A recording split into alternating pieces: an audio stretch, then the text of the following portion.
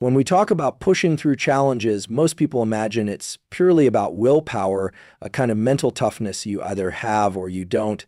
But what neuroscience has shown us is something far more empowering. The ability to keep going, especially when things get hard, is a trainable skill that lives in the wiring of your brain and the chemistry of your body.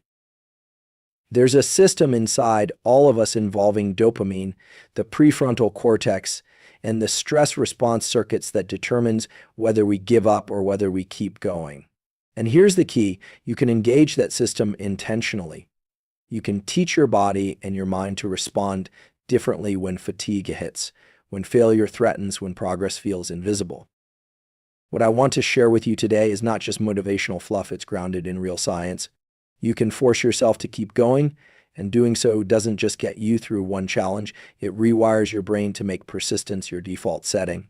That's not a metaphor, that's neuroplasticity. It's how high performers across disciplines, athletes, soldiers, creators, scientists turn their bodies into engines for sustained action, even under pressure.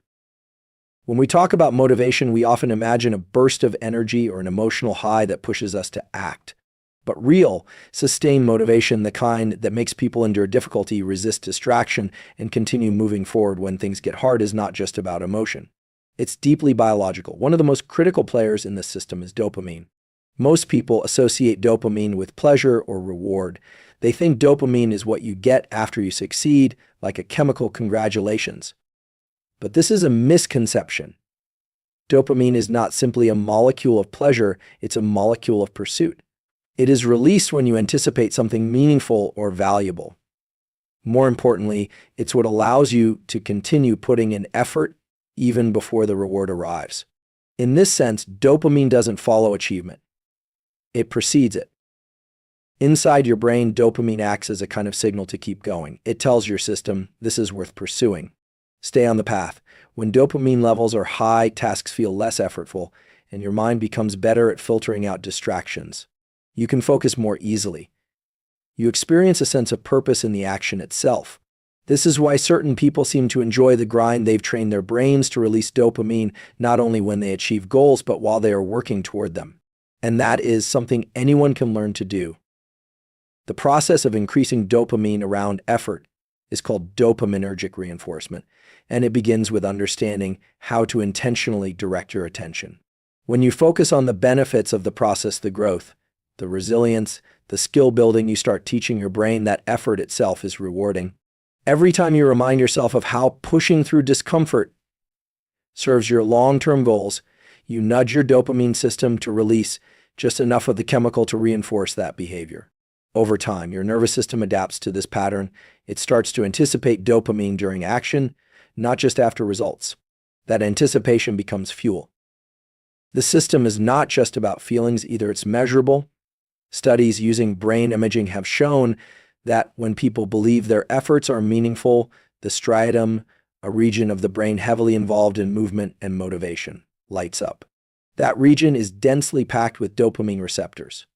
When the striatum is active, your willingness to act increases. In contrast, when people feel hopeless, helpless, or disconnected from purpose, activity in the striatum decreases and dopamine drops. This tells us something profound.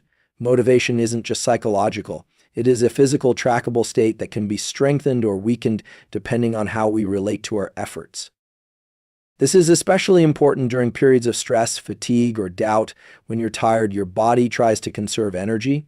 Your brain starts looking for reasons to stop, but if you've trained your dopamine system to associate effort with reward, you'll experience less resistance in those moments. Your biology will nudge you forward.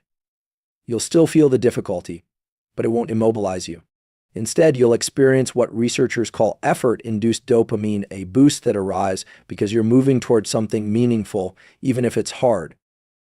Training this system starts with small, manageable steps. Let's say you're trying to build a habit of studying, training, or writing. At first, it might feel like a grind. But if you set your focus not on the distant goal, but on the satisfaction of completing today's task, and if you tell yourself clearly why today's effort matters, you begin laying the foundation for dopaminergic reinforcement. You make dopamine work for you, not against you. Over time, your brain adapts. The circuits involved in habit formation begin to light up faster. Your threshold for quitting increases. Your sense of reward comes earlier. And this loop creates something powerful: endurance. Another useful strategy is to mentally segment your tasks. The brain responds more favorably to short, attainable goals that are clearly defined. When you break a large task into smaller pieces and give yourself moments to recognize the completion of each step, you create micro rewards that trigger dopamine release. This creates a kind of internal staircase. Instead of one overwhelming climb, you have a series of manageable steps. Your brain gets feedback along the way, which strengthens the association between effort and progress. Environment plays a role too. People often underestimate the power of cues and context in triggering dopamine. When you build a consistent routine and associate certain places, times, or sounds with focus and effort, your brain begins to respond preemptively. Just entering that environment can raise dopamine levels slightly, preparing you to work. This is why rituals matter. Even something as simple as wearing specific clothes, starting with the same action, or listening to the same music can prime your nervous system. It's not superstition, it's neuroscience. The brain responds to repeated patterns. Understanding the biology of persistence means realizing that you're not at the mercy of fleeting motivation. You can literally build the circuits of drive by leveraging your dopamine system. You can teach your brain to crave the act of pushing through challenges. This is not about forcing yourself through pain mindlessly, but about intelligently activating the mechanisms that already exist inside you. Stress is one of the most misunderstood concepts when it comes to performance, endurance, and mental resilience. Most people assume that stress is purely negative, that it's something to be avoided, managed, or eliminated. But from a neuroscientific standpoint, stress is not inherently bad. In fact, stress is a biological signal, a form of internal feedback from your body and brain telling you that the stakes are high and that your system is mobilizing energy to help you respond. The real difference between people who thrive under pressure and those who crumble is not how much stress they experience, but how they interpret and respond to that stress. It's all about the framing. The human body has evolved to respond to challenge with a cascade of changes designed to enhance survival. When you perceive a threat or challenge, whether it's physical, emotional, or psychological, your brain activates the hypothalamic pituitary adrenal HPA axis.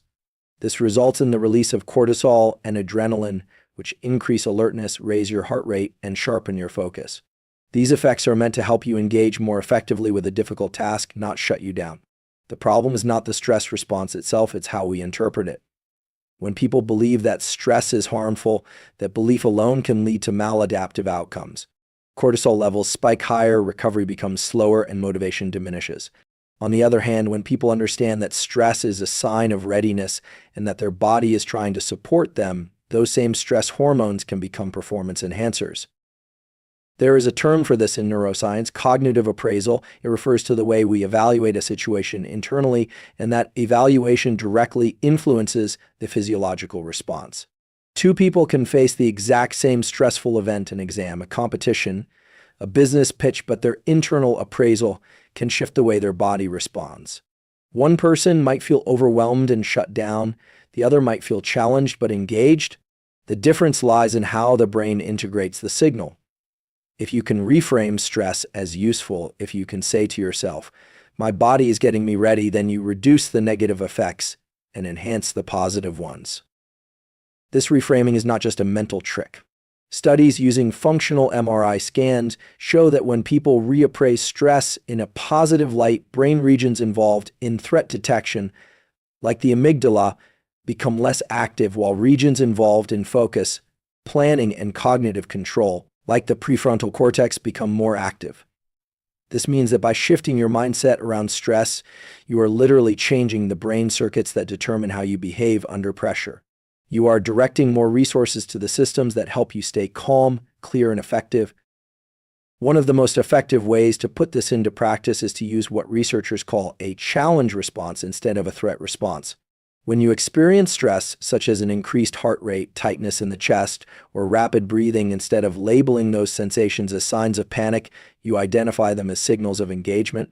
You say to yourself, "This means I care. This means I'm ready."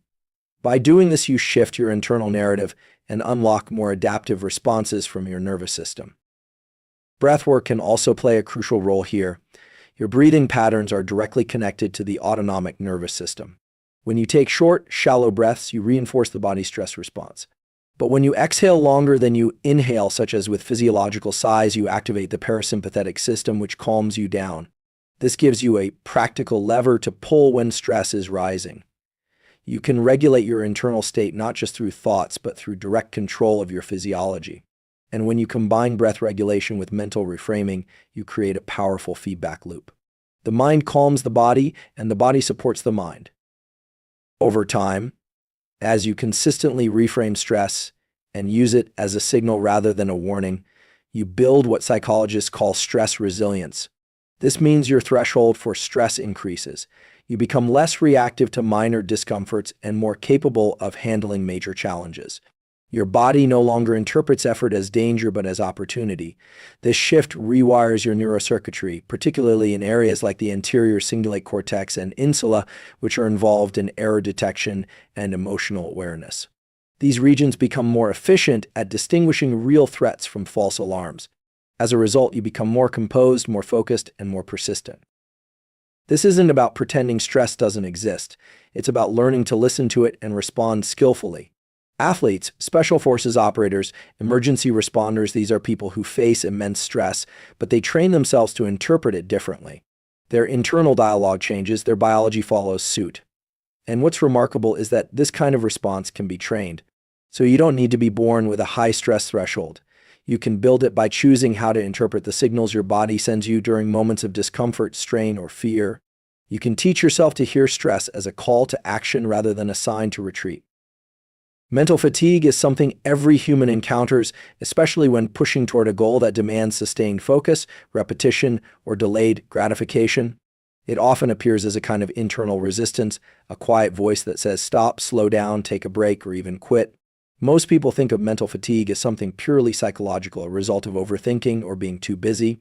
But neuroscience reveals something deeper and more actionable. Mental fatigue is rooted in specific biological processes, and the key to overcoming it often lies not in thinking harder but in engaging the body.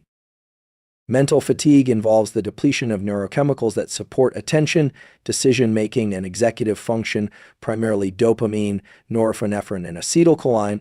As you work on a cognitively demanding task for an extended period, these neurotransmitters drop, leading to reduced motivation, impaired focus, and a lower capacity to handle challenge. However, the brain and body are not separate systems, they're deeply integrated. And one of the most reliable ways to restore those chemicals and regain forward momentum is through movement. Physical action, even something as simple as standing up, walking briskly, or changing your posture, sends a powerful signal to the brain. It tells the nervous system that the environment is changing and that readiness is needed. As a result, systems that have begun to downregulate due to perceived fatigue suddenly get reactivated.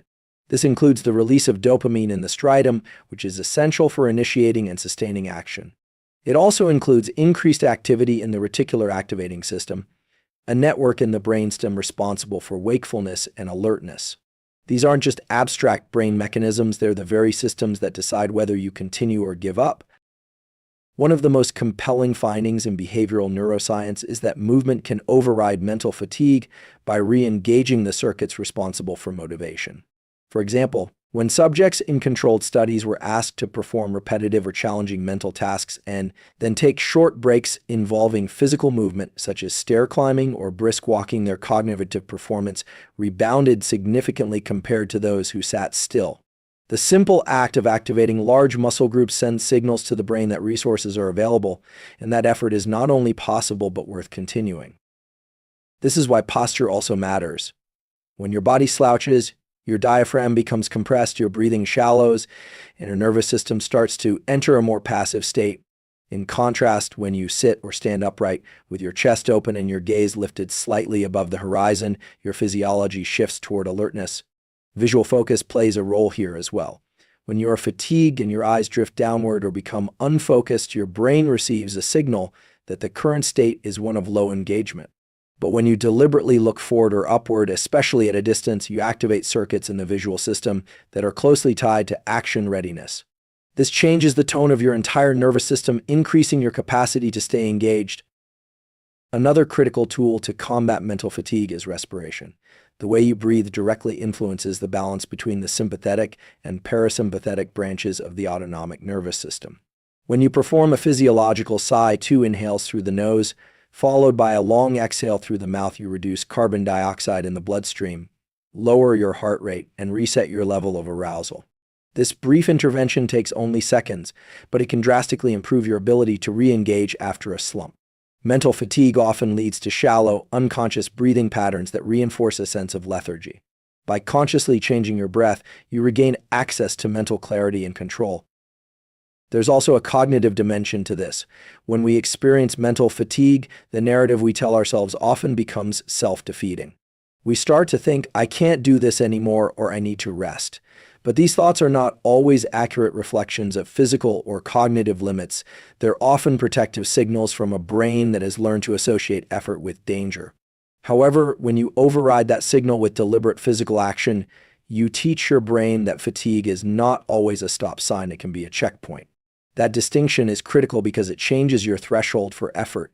You become someone who recognizes mental fatigue not as a reason to quit, but as a cue to act. The prefrontal cortex, which governs decision-making, focus, and long-term planning, benefits tremendously from these physical interventions. When the body moves, when breathing deepens, when visual attention sharpens, this region receives more input, more oxygen, and more engagement from subcortical structures that support perseverance.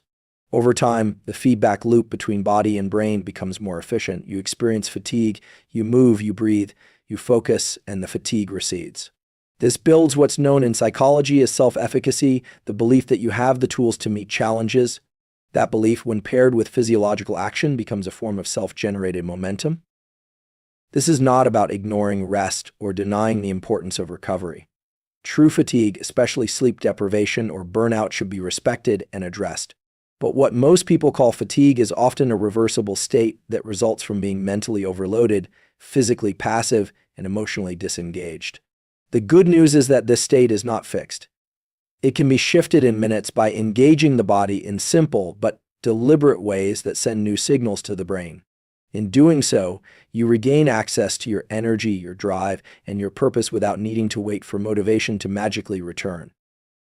Deliberate cold exposure, deep breathing, and posture are not just wellness trends or hacks. They are scientifically validated tools that have profound effects on the nervous system and can shift your mental and physical state almost immediately. These tools are accessible, repeatable, and rooted in biology.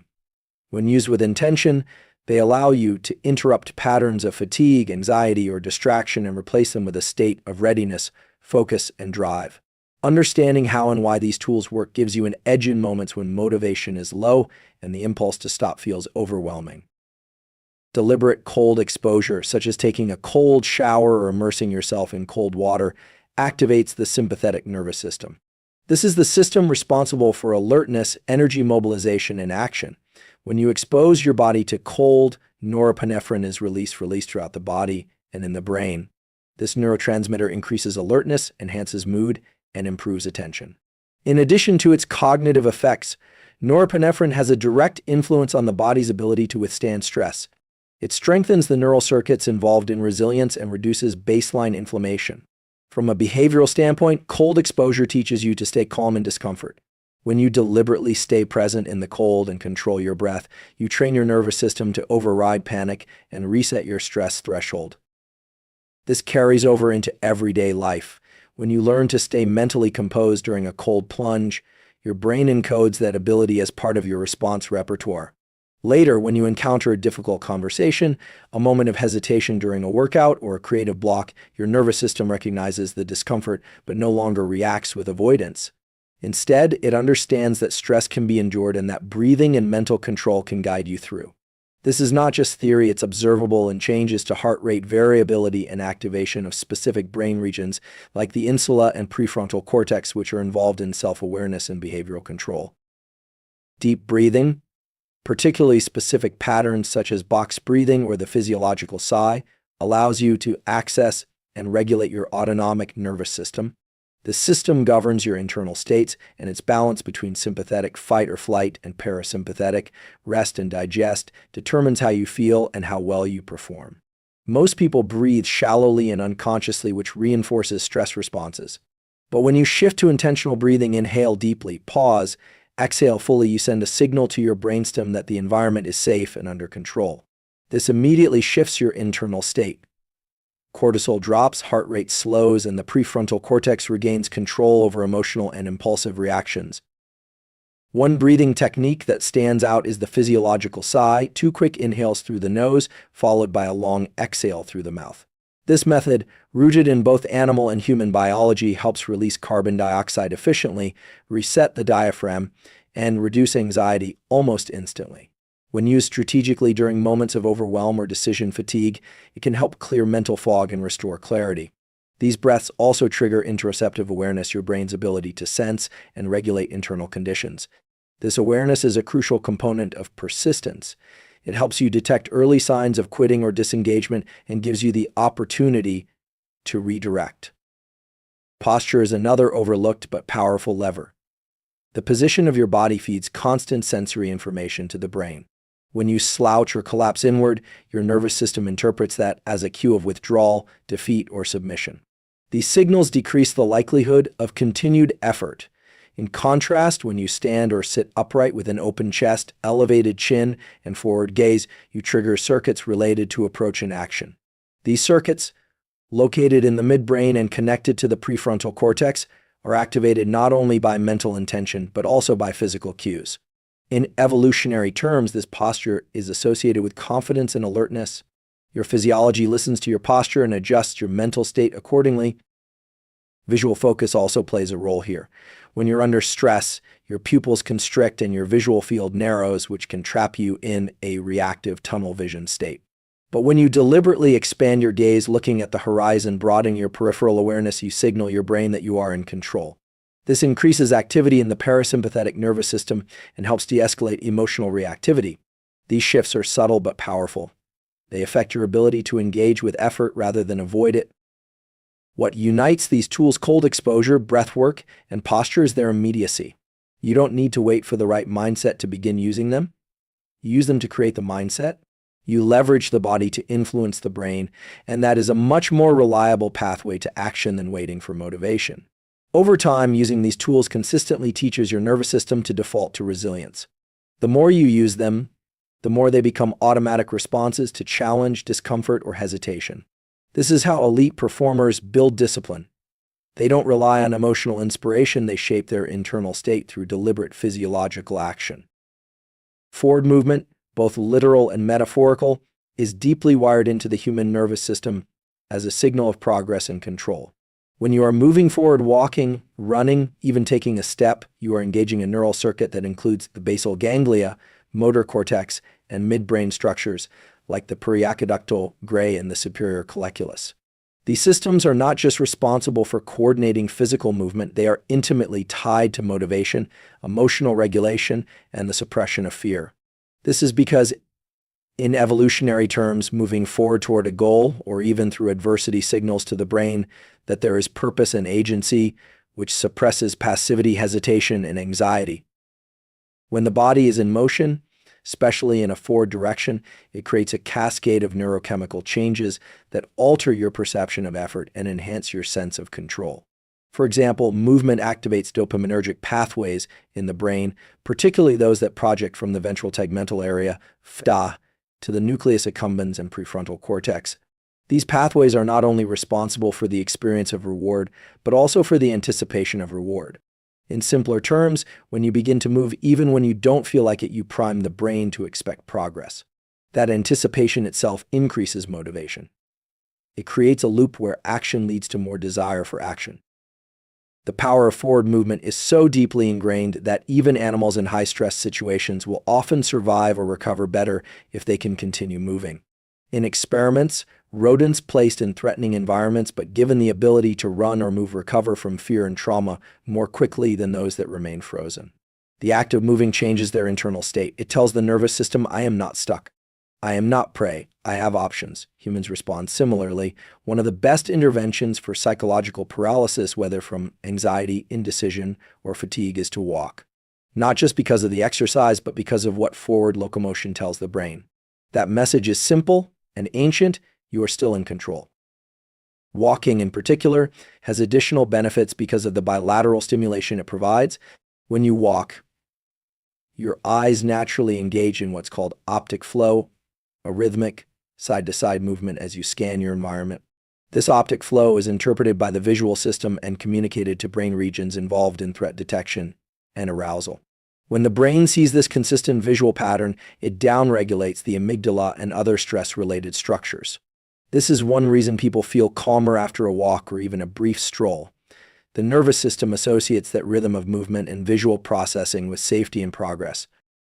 Even small acts of movement can be transformative when they're done with intention. Taking one deliberate step toward a goal, even if it's symbolic or procedural like opening your laptop, writing one sentence, or picking up a weight, can initiate a self-reinforcing pattern of action. This is related to a concept known in behavioral neuroscience as the micro-goal effect. By breaking down a larger, overwhelming objective into smaller, manageable pieces, and then moving through them one at a time, you harness the brain's reward system more frequently. Each step, each action, no matter how minor, becomes a signal of success and momentum. This pattern of incremental action is what builds what psychologists call learned industriousness, a trait where the brain learns to associate effort with positive outcomes rather than fatigue or failure. But the key to triggering this association is movement. Without that initial shift from inertia to action, the brain often defaults to conserving energy, anticipating discomfort, or focusing on uncertainty. Forward movement breaks that loop. It acts as an interrupt signal to the brain's default mode network, which is often involved in rumination, self-doubt, and passive thinking. By engaging in movement, you switch to task-positive networks that are action-oriented and solution-focused. It's important to note that this effect doesn't depend on the scale of movement. It's not about doing something massive or heroic in the moment. It's about consistency. Repeated small forward movements accumulate over time to shift the entire baseline of your behavior and mindset. They condition the brain to expect progress and adapt to adversity. This is how long-term grit is built, not through bursts of intensity, but through the neurochemical and psychological momentum generated by steady, deliberate steps forward. When forward movement becomes your default response to discomfort, hesitation, or fear, you change the relationship between your thoughts and your actions. Instead of waiting to feel ready, you use action to generate readiness. Instead of interpreting fatigue as a reason to stop, you interpret it as a signal to move in spite of it. This rewires the circuitry between the limbic system and the prefrontal cortex, increasing your ability to choose long-term goals over short-term relief. You teach your nervous system that progress is possible even in discomfort, and that becomes part of your identity.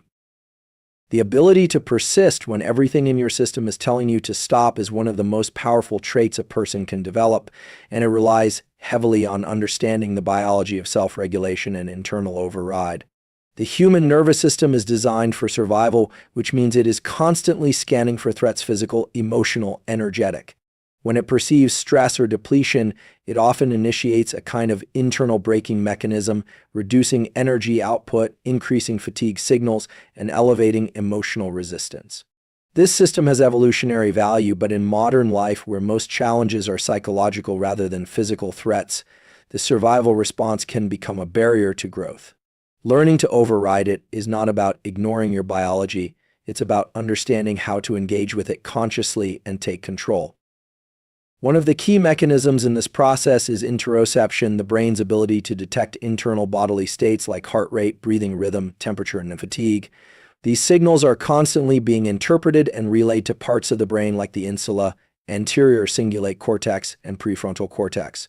They influence how you feel about the tasks in front of you, how confident you are in your ability to continue, and how much discomfort you're willing to endure. The more accurately and deliberately you can perceive and influence those signals, the more agency you gain over your behavior. This is where tools like breathwork, visualization, and intentional movement become crucial. They change your interoceptive landscape and give your brain new data about your capacity to act. Override is not suppression. Suppression means ignoring pain or pushing through recklessly. Override is about shifting the internal narrative and physical state in a way that creates alignment between your actions and your goals, even in the face of resistance. This requires engaging the prefrontal cortex, the part of the brain responsible for decision-making, focus, and delayed gratification. The prefrontal cortex does not operate well in high-stress, low-resource states unless it is trained to do so. This is why exposure to controlled stress like deliberate cold exposure, intense physical exertion, or extended focus work is so valuable. It teaches the brain that discomfort is not the end of capability. It widens the window of tolerance and builds what is known as cognitive resilience. Cognitive resilience is not just mental toughness or willpower, it is the physiological and psychological capacity to maintain task-directed behavior under conditions of uncertainty, fatigue, or emotional disturbance. It is built by repeatedly encountering internal resistance and deliberately choosing to move forward anyway. This kind of override builds confidence not because the outcome is guaranteed, but because the individual learns to trust their own process. That trust, in turn, creates a feed-forward loop. When the brain learns that effort under stress is possible, it becomes more willing to initiate effort the next time a challenge appears. This is one of the reasons consistent, small acts of override matter so much. Each time you push a little past your comfort zone, you're teaching your nervous system a new pattern. The autonomic nervous system, which governs energy allocation and stress response, plays a critical role here. When you're about to give up, chances are your sympathetic system has been overactivated for too long, or your parasympathetic system has underengaged. Techniques that recalibrate that balance, like the physiological sigh or shifting visual focus, send a new message to the brain. The environment is still safe, effort is still valuable, and energy can still be mobilized. This shift creates a temporary window in which override becomes possible, even in the absence of emotional motivation. What neuroscience also shows is that override becomes easier and more natural the more you understand the mechanics behind it. If you know that the fatigue you're feeling is not always a true measure of your capacity, but often a protective prediction from your brain, you gain distance from it. That space allows for decision-making. You can ask, is this actual depletion or just a signal I've been conditioned to interpret as a stop sign? More often than not, it's the latter, and when you understand that, you can reframe the sensation as a challenge rather than a warning. This is where meaning and narrative also matter. The brain is a meaning-making machine, and the stories you tell yourself in moments of struggle shape the output of your entire physiology. If you interpret difficulty as proof you're not capable, your nervous system will downregulate. But if you interpret difficulty as a sign of adaptation, your system becomes energized by it. This is not just motivational talk, it's rooted in the neurobiology of belief and expectation. The placebo effect, for example, shows that belief alone can change pain perception, hormone levels, and immune function. Similarly, when you believe that effort under pressure builds strength, your system responds as if it's true because, biologically, it is. Override becomes a practice, a skill, and eventually a default. The more often you experience the feedback loop of facing resistance, engaging your physiology, acting anyway, and seeing results, the stronger that circuitry becomes. You stop relying on mood or convenience, and you start relying on process. You don't wait to feel ready, you become someone who acts in alignment with your goals regardless of readiness.